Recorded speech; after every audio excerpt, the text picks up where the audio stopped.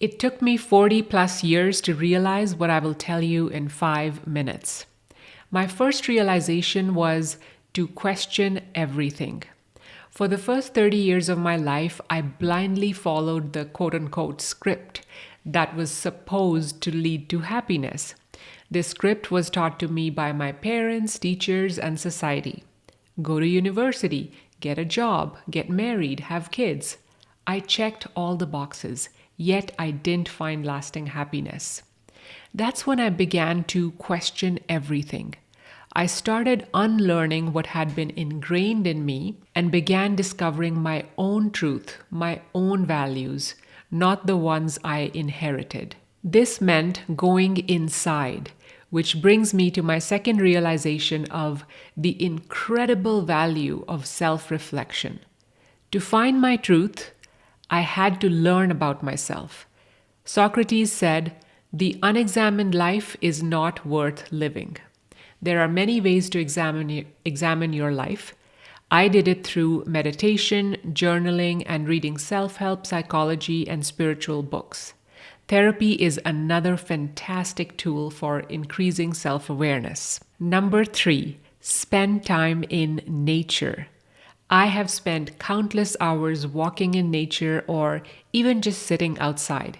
It's one of the simplest and most effective ways to improve your mood, and science backs this up. We were meant to be in nature.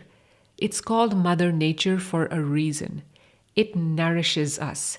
It heals us. It makes us feel connected to something greater. It's an excellent way to clear your head and do self-reflection. Number 4, embrace imperfection. Perfectionism is a guaranteed way to feel miserable.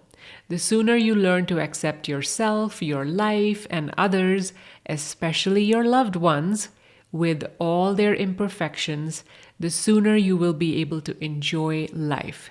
You cannot change others. Trust me, I have tried. Let them be who they are. Work on yourself instead. And in doing so, strive for progress, not perfection. Number 5, don't take life too seriously.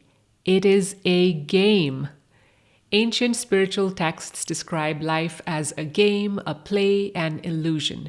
We can also call it a matrix, virtual reality, or a dream.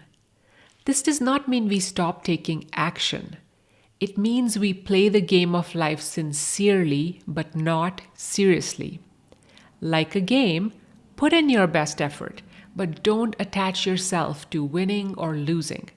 Enjoy the game itself, not the outcome. Enjoy the journey. Laugh, have fun.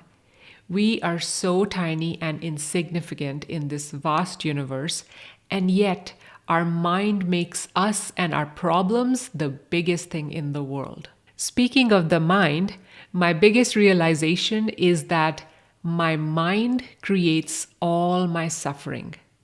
It is not my boss, my family, or the government that causes me to suffer. It is my mind, period. Michael Singer says, "The moment in front of you is not bothering you. You are bothering yourself about the moment in front of you." If I can handle my mind and my emotions, I can handle anything that life throws at me. I have stopped blaming others, my circumstances, or my luck. I now take full responsibility for my life.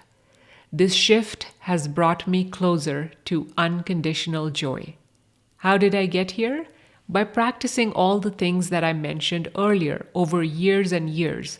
Self-reflection, meditation, journaling, spending time in nature, learning and practicing simple spiritual techniques. And my last realization is live in the present. We spend most of our lives either reliving the past or anticipating the future. Practice doing only one thing at a time and being super mindful in doing that one thing, whether it's having a conversation, enjoying a cup of tea, or watching a sunset.